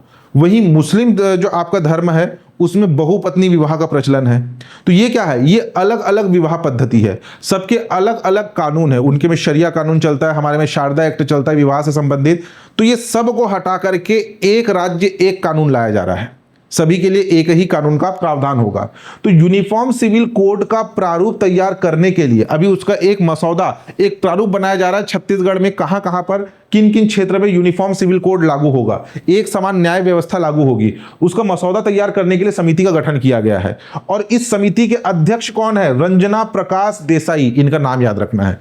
यूनिफॉर्म सिविल कोड का प्रारूप तैयार करने के लिए गठित समिति के अध्यक्ष कौन है? न्यायाधीश, रिटायर है ये, रिटायर न्यायाधीश रंजना प्रकाश देसाई की अध्यक्षता में समिति बनाई गई है। समिति सदस्यों का मनोनयन, समिति का गठन किया जाएगा, अभी केवल घोषणा हुआ है। समिति का गठन किया जाएगा जिसके अध्यक्ष होंगे रंजना प्रकाश देसाई और इस समिति के सदस्यों का मनोनयन मुख्यमंत्री करेंगे। जो इसके समिति के सदस्य होंगे उसका मनोनयन किसके के लिए प्राधिकृत कौन है? वो है मुख्यमंत्री। दूसरा, महिलाओं के नाम पर भूमि रजिस्ट्री पर शुल्क 50% की कमी, महिलाओं को संपत्ति अर्जन के हेतु प्रोत्साहन देना और आर्थिक रूप से सशक्त बनाना। या अगर महिला कोई भूमि का रजिस्ट्री कराती है तो उसे जो शुल्क लगता है रजिस्ट्री का, उसमें 50% की कटौती की गई है। सेवारत सैनिक, ठीक है, जो आपके सेवा दे रहे हैं वैसे सैनिक, भूतपूर्व सैनिक जो रिटायर हो चुके हैं, एवं विधवाओं को राहत। जो सैनिकों की जो विधवा है, जो शहीदों की विधवा है, 25 लाख रुपए तक की संपत्ति खरीदी पर स्टाम्प शुल्क में 25%, स्थायी आवास हेतु आर्थिक सहायता मुहैया कराया जा रहा है। तो ये इसमें ना, ये इसको याद रखना, रंजना प्रकाश देसाई का नाम याद रखना, यूनिफॉर्म सिविल कोड के लिए जो समिति बन रही है उसकी अध्यक्ष है। नेक्स्ट, विशेष पिछड़ी जनजाति PVTG परिवारों की स्थिति जानने के लिए डिजिटल सर्वे सेतु ऐप के माध्यम से, ठीक है, हमारे छत्तीसगढ़ में सेतु ऐप के माध्यम से पर्टिकुलरली वनरेबल ट्राइबल ग्रुप्स परिवारों की सामाजिक एवं आर्थिक स्थिति का आकलन किया जा रहा है। सर्वे किसके माध्यम से हो रहा है? सेतु ऐप के माध्यम से। हमारे छत्तीसगढ़ के 18 जिले आपके इस PVTG के अंतर्गत आते हैं। कौन कौन से है? मनेन्द्रगढ़, चिरमिरी, भरतपुर, बिलासपुर, धमतरी, नारायणपुर, जशपुर, सरगुजा, बलौदाबाजार, कोंडागांव, कांकेर, गोरिल्ला पेंड्रा, मरवाही, मुंगेली, गरियाबंद, बलरामपुर, कोरबा, खैरागढ़, छुईखदान, गंडई, कवर्धा, रायगढ़ और महासमुंद जिले शामिल हैं। पात्र हितग्राहियों तक सरकारी योजना का लाभ पहुंचाना इसका मुख्य उद्देश्य है। कार्ड, प्रत्येक परिवार को PVTG एंटाइटलमेंट कार्ड इसमें दिया जाएगा। एंटाइटलमेंट, ठीक है, टाइटल वाला एंटाइटलमेंट, ठीक, प्रोनाउंसिएशन में शायद थोड़ा सा मिस्टेक हो रहा है। एंटाइटलमेंट, PVTG एंटाइटलमेंट कार्ड इसमें प्रदान किया जाएगा जो सर्वे हो रहा है सेतु ऐप के माध्यम से। नेक्स्ट देखिए, भेज्जी मेला। भेज्जी मेला जो कि सुकमा जिले के भेज्जी में देवता जिनका नाम है कोर्राज देव के प्रांगण में भेज्जी मेले का आयोजन हुआ अभी अप्रैल में। इंपॉर्टेंट क्यों है? क्योंकि 28 साल बाद यह आयोजित हुआ है। 1998 में नक्सल प्रभावित क्षेत्र में होने के कारण ये जो है नक्सल गतिविधियों के कारण बंद हो गया था। तो 28 साल बाद ये मेला फिर से शुरू हुआ है, भेज्जी मेला। 138 गांव के ग्रामीण और स्थानीय आदिवासी समुदाय ने इसमें भागीदारी लिए। नक्सलवाद के खात्मे के बाद शांति और सांस्कृतिक उत्सव की वापसी का प्रतीक। ढोल नगाड़ों की थाप पर आदिवासी परंपराओं के अनुसार पूजा अर्चना हुआ है आपके भेज्जी मेला में। भेज्जी मेला जो कि सुकमा जिले से संबंधित है। नेक्स्ट, सरगुजा छेरी बैंक। छेरी का मतलब क्या होता है? बकरी। सरगुजा छेरी बैंक सरगुजा जिले के लखनपुर विकास खंड में एक पायलट प्रोजेक्ट के तौर पर चलाया जा रहा है सरगुजा छेरी बैंक। विशेषकर लखनपुर विकास खंड के अंतर्गत आने वाले कुंवरपुर और अमगसी ग्राम पंचायत में। ठीक, ये जो आपका इसका संचालन किया जा रहा है राष्ट्रीय ग्रामीण आजीविका मिशन बिहान के तहत इसका संचालन हो रहा है। सरगुजा जिले में महिला सशक्तिकरण और आजीविका को बढ़ाने के लिए शुरू की गई एक सरकारी पहल है। ठीक है, सरकारी पहल है ये। मुख्य लक्ष्य ग्रामीण महिलाओं को लखपति दीदी बनाना और उन्हें जोखिम मुक्त स्वरोजगार से जोड़ना इसका मुख्य उद्देश्य है। लखपति दीदी बनाने के साथ साथ जोखिम मुक्त स्वरोजगार से जोड़ना उद्देश्य है। इस सरगुजा छेरी बैंक में कोई नगद राशि नहीं दी जाती लोन के तौर पर। देखिए, नगद ऋण के बजाय बकरी पालन के लिए बकरियां लोन पर दी जा रही है। नगद ऋण के बजाय बकरी पालन के लिए बकरियों को लोन के तौर पर दिया जा रहा है। इसमें क्या होगा? लोन के तौर पर 4 बकरियां दी जाएगी। 4 बकरियां लोन के रूप में प्रदान किया जाएगा। और लोन वापसी कोई किस्त में नहीं होगी। 40 महीने के भीतर 16 मेमने का मतलब बकरी के बच्चे, जिसमें 12 मादा और 4 नर वापस करने होंगे। ठीक है, 4 बकरी के बदले में 40 महीने मतलब 12 12 36 3 साल, और आपके 3 साल 4 महीने की बात हो रही है। काफी लंबा टाइम पीरियड होता है। 4 बकरियों के बदले में 16 मेमने, जिसमें आपके 12 मादा और 4 नर वापस करने होंगे। ठीक, इसके अलावा अगर और भी मेमने होते हैं तो बाकी सभी वो लोन लेने वाले का। इसमें क्राइटेरिया है कि 40 महीने में 16 मेमने देना है और आपका लोन खत्म हो जाएगा। देखो, सेवा शुल्क के तौर पर लाभार्थियों से 3000 रुपए लिया जाएगा। सेवा शुल्क के तौर पर 3000 रुपए ले रहे हैं, क्यों? जब इसे बोला गया है नगद लेन देन नहीं है। लोन के तौर पर बकरियां तो दे रहे हैं, लेकिन एक छोटा सा मिनिमल अमाउंट सेवा शुल्क के रूप में ले रहे हैं, 3000 रुपए एक मुश्त। इसमें क्या होगा कि बकरियों को जो अगले 40 महीनों तक मुफ्त टीकाकरण होगा। ऐसा नहीं कि बकरी पाल लिए तो उसको वो ऑटोमेटिक बढ़ जाता है।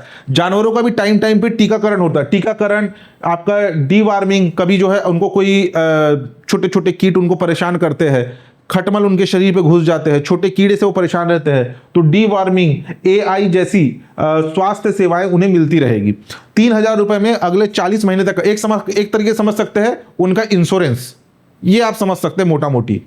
उन्नत नस्ल, इस प्रोजेक्ट के लिए झारखंड और उत्तर प्रदेश से ब्लैक बंगाल बकरियां लाई गई है, जो अधिक बच्चे देने के लिए जानी जाती है ये बकरियां। ठीक है, क्या नाम है? ब्लैक बंगाल बकरियां।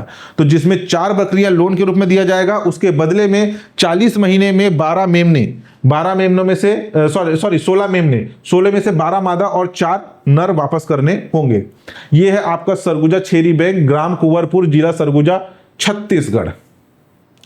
आगे देखिए, सुशासन तिहार। प्रदेश सरकार के द्वारा सुशासन तिहार का आयोजन हो रहा है। कब से कब तक हो रहा है? 1 मई से लेकर के 10 जून। ठीक, लगभग 41 दिन तक चलेगा। 1 मई से लेकर के 10 जून समाधान शिविर पूरे प्रदेश भर में। याद रखना, सुशासन तिहार जिसका टैगलाइन क्या है? संवाद से समाधान तक। क्या है टैगलाइन? संवाद से समाधान तक। इसमें क्या हो रहा है, जो एकदम निचले स्तर पर, अगर हम ग्रामीण स्तर की बात करें तो पंचायतों में जाकर के, शहरी स्तर के बात करें तो आपके वार्डों में जाकर के, वार्ड में बैठे रहते हैं शहरी स्तर, वहां पर जाकर के जन समस्या निवारण शिविर लगाया जा रहा है और लोगों की समस्याओं को सुन करके उसका त्वरित निराकरण किया जा रहा है। इसमें सभी के सभी मंत्री, विधायक, यहां तक कि मुख्यमंत्री भी जगह जगह आपके दौरे पर लगे हुए हैं। ठीक, तो ये क्या है आपका सुशासन तिहार। 1 से लेकर के 10 जून तक जो छोटी मोटी समस्या है, किसी की पानी की समस्या है, किसी की बिजली की समस्या है, किसी की कोई आपका मतलब मान लीजिए किसी का बिजली बिल ज़्यादा आ गया, उसको शिकायत है, तो ये सारी शिकायत जो छोटी मोटी शिकायत जिसका त्वरित निराकरण हो सकता है वो सुशासन तिहार के माध्यम से किया जा रहा है। अभी 10 जून के बाद इसमें और भी बड़े अपडेट आएंगे, तब उसको और हम कवर करेंगे। अभी फिलहाल याद रखना, जन समस्याओं का तुरंत समाधान, सभी विभागों के अधिकारी मौजूद, पारदर्शी और जवाबदेह प्रशासन, जन सेवा से हमारी संकल्प, ये कुछ चीजें चल रही है। औषधि दर्पण ऐप, ठीक है, छत्तीसगढ़ सरकार के द्वारा एक ऐप जारी किया गया है जिसका नाम है औषधि दर्पण ऐप। दवाओं की पूरी जानकारी अब एक क्लिक पर, ठीक है। औषधि दर्पण ऐप क्या है? दवाओं की जानकारी से संबंधित है। राज्य भर में उपलब्ध दवाओं की उपलब्धता की रियल टाइम जानकारी, वेयर हाउस अस्पताल तक सप्लाई की आसान निगरानी, हर जगह समय पर दवाएं पहुंचाना सुनिश्चित करना। तो ये क्या है? दवाओं की जानकारी संबंधित है औषधि दर्पण ऐप। नाम याद रखना पूरा। हो सकता है कि कोई प्रश्न आ जाए कि दवाओं की पूरी जानकारी संबंधित ऐप का नाम क्या है? औषधि दर्पण ऐप, औषधि समाधान ऐप, ऐसे अलग अलग नाम दे सकता है।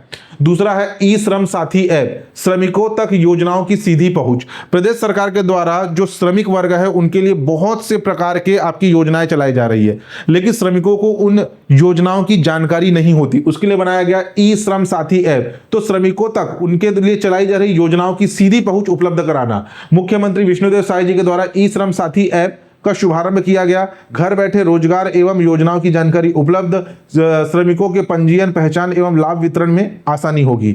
नेक्स्ट देखिए, नेक्स्ट है आपके ब्रांड। हमारे छत्तीसगढ़ में कुछ प्रचलित ब्रांड है, उसका नाम याद रखना। जशप्योर ब्रांड, हमने देखा जशपुर में है जशप्योर ब्रांड। मिलेट, महुआ, हेल्दी फूड उत्पाद से महिलाओं को मिल रही है नया रोजगार। महिलाओं के लिए है, लेकिन फिर भी जो ब्रांड का नाम है, छत्तीसगढ़ में कौन कौन से ब्रांड है उसका नाम याद रखना। बस्तर नेचुरल्स, बस्तर नेचुरल जो कि शहद, इमली, आपका प्राकृतिक उत्पाद दे रही महिलाओं समूह को नई पहचान। एक है आपका दंडकारण्य फूड्स, आगे हम देखेंगे। इमली प्रसंस्करण केंद्र का नाम है दंडकारण्य। दंडकारण्य फूड्स क्या है? एक इमली प्रोसेसिंग यूनिट है, ठीक। तो जशप्योर, बस्तर नेचुरल और दंडकारण्य फूड्स, ये 3 ब्रांड के नाम याद रखना। महिला विधेयकों की संख्या, अभी जो है जो नारी शक्ति विधेयक लाया गया, जो लैप्स हो गया आपका संसद में, उसे बहुमत नहीं मिल पाया, उस समय एक आंकड़े आए थे, उसको थोड़ा ध्यान देना। हमारे छत्तीसगढ़ के विधानसभा में विधायकों की संख्या है 90, अभी 6वीं विधानसभा में, और इस 6वीं विधानसभा में 90 विधायकों में से 19 महिला विधायक है, ठीक है। लोकसभा में महिलाओं का प्रतिनिधित्व की अगर हम बात करें तो अभी 2024 तक की स्थिति में 3 महिलाएं हैं, ठीक है, 3 महिला, इसको याद रखना। नेक्स्ट देखिए, छत्तीसगढ़ ने खनिज क्षेत्र में नया कीर्तिमान रचा। 16,625 करोड़ छत्तीसगढ़ ने खनिज क्षेत्र में नया कीर्तिमान, इतने करोड़ का उसने जो है राजस्व एकत्र किया। 98% लक्ष्य की प्राप्ति हुई। 14% वर्ष दर वर्ष वृद्धि, पिछले 5 वर्ष की औसत वृद्धि दर 6% से दुगनी से अधिक है। आपके लिए इंपॉर्टेंट है ये कि आपका अभी जो आपका 25-26 का जो फाइनेंशियल ईयर गया, उसमें 16,625 करोड़ रुपए का राजस्व खनिज क्षेत्र से प्राप्त हुआ छत्तीसगढ़ को। वाटर एम्बुलेंस सेवा, प्रश्न पूछा जाएगा, छत्तीसगढ़ में वाटर एम्बुलेंस सेवा कहां शुरू किया गया है? तो गंगरेल डैम में। गंगरेल डैम आ सकता है, उसके अलावा आपका सीकासैर डैम आ सकता है, हसदेव बांगो डैम आ सकता है, कोडार डैम आ सकता है। तो ऑप्शन जो देगा उसमें ध्यान देना, गंगरेल जलाशय में शुरू किया गया है वाटर एम्बुलेंस गाड़ी तो आप जानते हैं, ये देखो ऐसे टाइप का रहेगा, पानी में चलता फिरता एम्बुलेंस। 7 पंचायतों के 32 गांव को लाभ मिलेगा। 50 किलोमीटर दूर घट करके अब 7 किलोमीटर हो जाएगी। 45 मिनट में धमतरी पहुंच सकेंगे मरीज। क्या है, जो आपके गंगरेल जलाशय के आसपास के जो ग्रामीण क्षेत्र है उनको पहुंचने में, जैसे यहां लिखा हुआ है, आपका लगभग 50 किलोमीटर का सफर करना पड़ता था, तब तक तो मरीज की मृत्यु भी हो जाती थी। तो यहां पर शुरू किया गया है एम्बुलेंस। हमारे छत्तीसगढ़ में 108 एम्बुलेंस सेवा चल रही है, ठीक है, लेकिन वो एम्बुलेंस यहाँ क्या है, पानी की बात हो रही है, पानी को पार करके 50 किलोमीटर के दायरे को घटा करके 7 किलोमीटर कर दिया गया। तो छत्तीसगढ़ में वाटर एम्बुलेंस सेवा कहां शुरू की गई है? गंगरेल बांध में शुरू की गई है। नेक्स्ट, स्वास्थ्य शिक्षा को मिलेगी मजबूती। 5 मेडिकल कॉलेज की स्थापना किए जाने की घोषणा की गई है। कहां कहां पर है? मनेन्द्रगढ़, चिरमिरी भरतपुर का मनेन्द्रगढ़, दूसरा कबीरधाम, तीसरा जांजगीर चांपा, चौथा आपका गीदम, दंतेवाड़ा का गीदम, और 5वां आपके जशपुर का कुनकुरी। यहां पर 5 नए मेडिकल कॉलेज खोले जाने की घोषणा की गई है प्रदेश सरकार के द्वारा। नेक्स्ट है दंडकारण्य फूड्स, अभी मैंने आपको ब्रांड बताया था जशपुर ब्रांड, वैसे ही अभी आपका एक नया ब्रांड बनाया गया है दंडकारण्य फूड्स, जो कि क्या है, इमली प्रसंस्करण केंद्र है, इमली प्रोसेसिंग यूनिट है। इमली को ला करके उसे प्रिजर्व करके रखना, उससे पैक्ड फूड प्रोडक्ट बनाना, प्रोसेसिंग करके अलग अलग प्रकार के खाद्य पदार्थ बनाना, जैसे कि इमली की पेस्ट हो गई, इमली की चटनी हो गई। तो ये आपका दंडकारण्य फूड्स इमली प्रसंस्करण केंद्र कहां पर खोला गया है, सुकमा में खोला गया है। चिट पिटिन माता समूह और धनलक्ष्मी समूह के द्वारा संचालित है ये इमली प्रसंस्करण केंद्र। छत्तीसगढ़ स्पोर्ट्स यूनिवर्सिटी रायपुर जिले में प्रस्तावित है, ठीक है, छत्तीसगढ़ का पहला स्पोर्ट्स यूनिवर्सिटी रायपुर जिले में प्रस्तावित है। मालगांव देव मंडई मेला, ये कोंडागांव जिले में मनाया जाता है, मालगांव देव मंडई मेला। प्रदेश की पहली सोलर सिटी, छत्तीसगढ़ की पहली सोलर सिटी के रूप में विकसित किया जा रहा है नवा रायपुर को, ठीक है, नवा रायपुर को छत्तीसगढ़ के पहले सोलर सिटी के रूप में विकसित किया जा रहा है। खेलो India centre of excellence Bilaspur के बहतराई में मौजूद है, ऐसा नहीं कि ये अभी खोला गया है, काफी पहले ही आपका साई के अंतर्गत खेलो इंडिया सेंटर ऑफ एक्सीलेंस का उद्घाटन हो चुका है। ये चर्चा में क्यों रहा, क्योंकि अब जो है ये सेंटर बहुत से प्लेयर्स भारतीय टीम को दे रहा है। संजू देवी जो कि कबड्डी की स्टार प्लेयर है, सबसे ज्यादा पॉइंट वो लेकर के आ रही है, इसी आपके एक्सीलेंस सेंटर से ट्रेनिंग लेके गई है। बहुत से प्लेयर जो कि इंडिया टीम में जा रहे हैं, हॉकी के हो गए, फुटबॉल के हो गए, वो सब यहां पे ट्रेनिंग ले चुके हैं। तो खेलो इंडिया सेंटर ऑफ एक्सीलेंस आपका कहां पर है, बहतराई बिलासपुर में। देवधरा जलप्रपात मैनपुर गरियाबंद में। पुश वैली जिसे अभी एक पर्यटन क्षेत्र के रूप में विकसित किया जा रहा है कोंडागांव में। इलेक्ट्रिकल टेस्टिंग एवं रिसर्च सेंटर प्रस्तावित है रायपुर जिले में। महानदी जल विवाद, हमारे छत्तीसगढ़ सरकार और उड़ीसा सरकार के मध्य महानदी के जल के बंटवारों को लेकर के विवाद है, काफी लंबे समय तक चले आ रहा है और अभी तक उस पर फैसला नहीं हुआ है। इस जल विवाद, महानदी जल विवाद न्यायाधिकरण की अध्यक्षता, इसकी सुनवाई कौन कर रहा है, जस्टिस बेला एम त्रिवेदी। इससे एग्जाम में प्रश्न पूछा गया, प्रश्न पूछा जाएगा कि महानदी जल विवाद प्राधिकरण के वर्तमान अध्यक्ष कौन है, तो जस्टिस बेला एम त्रिवेदी। छत्तीसगढ़ में डॉक्टर संतोष सिंह 2011 बैच के आईपीएस अधिकारी, जिन्हें अप्रैल 2026 में सीआरपीएफ जो है अलग अलग जोन में बटे रहते हैं, मुख्य सीआरपीएफ तो अलग है, लेकिन सीआरपीएफ सीआईएसएफ दक्षिण जोन 2 के डीआईजी के रूप में इन्हें नियुक्त किया गया है। उसके बाद नेक्स्ट है रायपुर, धमतरी, गरियाबंद और बालोद जिले को जोड़ करके मखाना सर्किट विकसित करने की योजना बनाई गई है। इसका उद्देश्य मखाना उत्पाद के साथ साथ उसकी प्रसंस्करण, भंडारण एवं बाजार में बेहतर मूल्य सुनिश्चित करना है। तो मखाना सर्किट के अंतर्गत कौन कौन शामिल है, रायपुर शामिल है, धमतरी शामिल है, गरियाबंद शामिल है और बालोद जिला शामिल है आपके मखाना सर्किट के अंतर्गत। नेक्स्ट, छत्तीसगढ़ सरकार ने अप्रैल 2026 में छत्तीसगढ़ शहरी गैस वितरण नीति 2026 को मंजूरी दी है, जिसके तहत प्रदेश के शहरी क्षेत्रों में पाइपलाइन के माध्यम से सस्ती और स्वच्छ नेचुरल गैस पीएनजी, ठीक है, पीएनजी पहुंचाई जाएगी। यह नीति एलपीजी सिलेंडर का एक सुरक्षित किफायती विकल्प प्रदान करेगी 2030 तक। इसको याद रखना, छत्तीसगढ़ शहरी गैस वितरण नीति 2026 के तहत किस आपके वर्ष तक घर घर गैस कनेक्शन पहुंचाए जाने का लक्ष्य रखा गया है, तो वर्ष 2030 तक। जैसे कि आज के डेट में घरों में पाइपलाइन के माध्यम से पानी पहुंचाए जाते हैं, जो म्यूनिसिपल पानी आते हैं, आपके घरों में एक नल का कनेक्शन दिया जाता है, वैसे ही नल के कनेक्शन के टाइप का अब एलपीजी कनेक्शन दिया जाएगा। सिलेंडर की जरूरत नहीं है, सीधा जैसे नल का कनेक्शन, नल का एक पाइपलाइन आपके घरों में आता है, वैसे ही एक पाइपलाइन आपके सिलेंडर में आके जुड़ेगा। उसमें एक मीटर लगा होगा, आप जितना भी आप गैस की खपत करोगे उसके आधार पर मीटर में आपका बिल आएगा। तो वो है आपका छत्तीसगढ़ शहरी गैस वितरण नीति 2030 तक घर घर तक पहुंचाने का इसे लक्ष्य रखा गया है।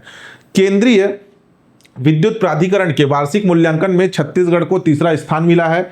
Chhattisgarh state power generation company limited के Korba waste doctor Shyama Prasad Mukherjee thermal power plant ने 3981.22 मिलियन यूनिट बिजली का उत्पादन किया। उत्पादन क्षमता का लगभग 91% उपयोग किया। क्षमता उपयोग के मामले में छत्तीसगढ़ देश में तीसरे स्थान पर है।